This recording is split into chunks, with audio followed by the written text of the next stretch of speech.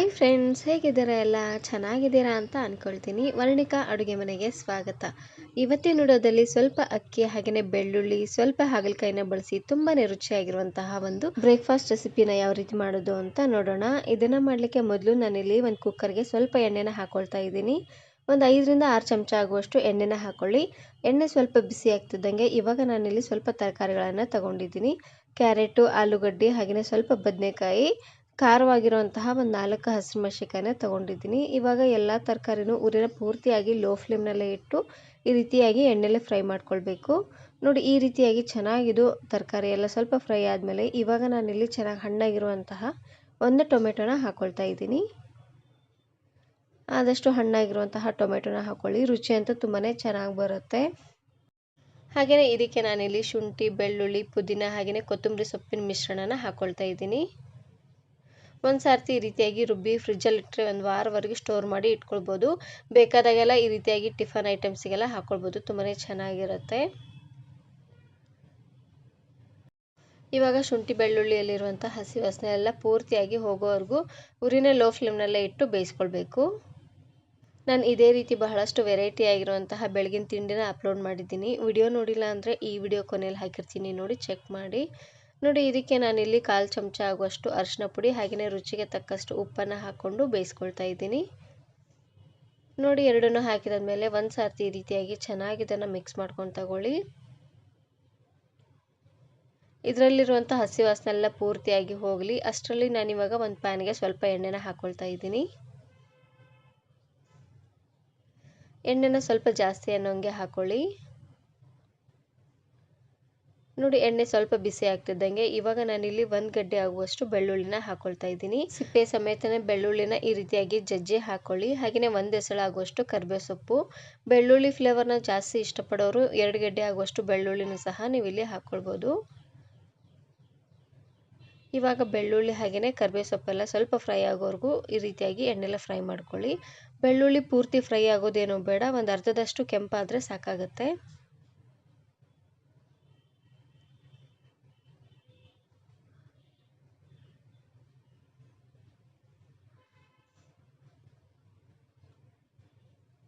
ನೋಡಿ, ಈ ರೀತಿಯಾಗಿ ಚೆನ್ನಾಗಿ ಇದನ್ನು ಮಿಕ್ಸ್ ಮಾಡ್ಕೊಳ್ತಾನೆ ಫ್ರೈ ಮಾಡ್ಕೊಂಡು ತಗೊಳ್ಳಿ. ನೋಡಿ, ಇಷ್ಟು ಬೆಂದರೆ ಸಾಕಾಗುತ್ತೆ.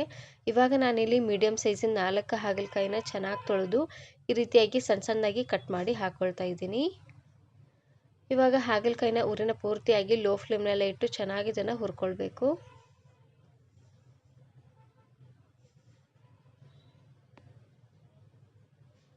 ಹಾಗಲಕಾಯಿನ ಇಷ್ಟಪಡದೇ ಇರೋರಿಗೆ ಈ ರೀತಿಯಾಗಿ ಒಂದು ರೆಸಿಪಿನ ಮಾಡಿಕೊಡಿ, ತುಂಬಾ ಇಷ್ಟಪಟ್ಟು ತಿಂತಾರೆ ಅಂತಲೇ ಹೇಳ್ಬೋದು. ತುಂಬಾ ರುಚಿಯಾಗಿರುತ್ತೆ.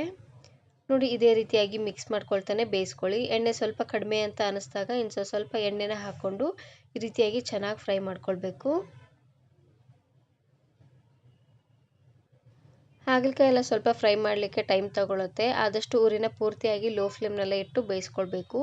ಪೂರ್ತಿ ಹೈ ಫ್ಲೇಮ್ನಲ್ಲಿ ಇಟ್ಬಿಟ್ರೆ ಮೇಲ್ಗಡೆ ಎಲ್ಲ ಸೀದೋದಂಗೆ ಆಗಿಬಿಡುತ್ತೆ, ಒಳಗಡೆ ಹಸಿ ಹಸಿ ಹಾಗೆ ಇರುತ್ತೆ.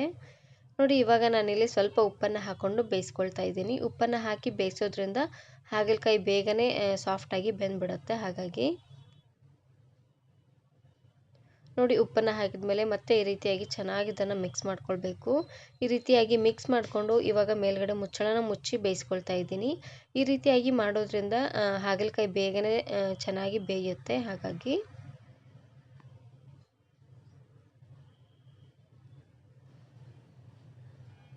ಒಂದೊಂದು ನಿಮಿಷನೂ ಈ ರೀತಿಯಾಗಿ ಕೈ ಆಡ್ತಾನೆ ಮಿಕ್ಸ್ ಮಾಡ್ಕೊಳ್ತಾ ಇದನ್ನು ಹುರ್ಕೊಳ್ಬೇಕು, ಇಲ್ಲಾಂದರೆ ಎಲ್ಲ ಸೀದೋದಂಗೆ ಆಗ್ಬಿಡುತ್ತೆ. ಹಾಗಾಗಿ ಇವಾಗ ಮತ್ತೆ ಮೇಲ್ಗಡೆ ಮುಚ್ಚಳನ ಮುಚ್ಚಿ ಬೇಯಿಸ್ಕೊಳ್ತಾ ಇದ್ದೀನಿ.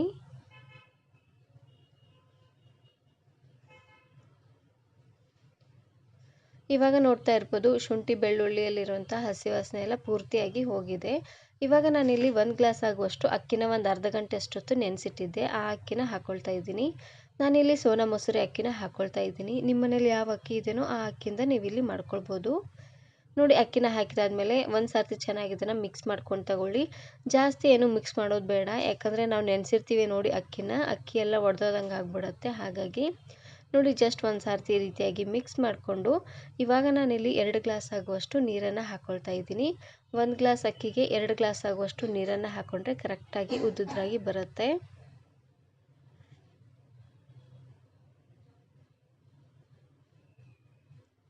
ನೋಡಿ ನೀರನ್ನು ಹಾಕಿದಾದ್ಮೇಲೆ ಚೆನ್ನಾಗಿ ಇದನ್ನು ಮಿಕ್ಸ್ ಮಾಡಿಕೊಂಡು ಇವಾಗ ನಾನಿಲ್ಲಿ ಸಣ್ಣದಾಗಿ ಕಟ್ ಮಾಡಿರುವಂತಹ ಕೊತ್ತಂಬರಿ ಸೊಪ್ಪನ್ನು ಹಾಕ್ಕೊಳ್ತಾ ಇದ್ದೀನಿ.